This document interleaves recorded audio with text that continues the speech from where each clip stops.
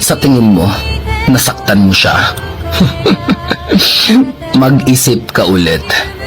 Overthinker yang mga yan. Bago mo pa lang siya saktan, na-imagine niya na agad ang possibility na sasaktan mo siya.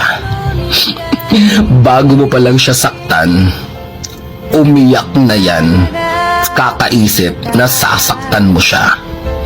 At bago mo pa lang siya saktan, naka-move on na yan. So kapag dumating yung time na sasaktan mo na siya, naka-move on na yan. Fully healed na yan.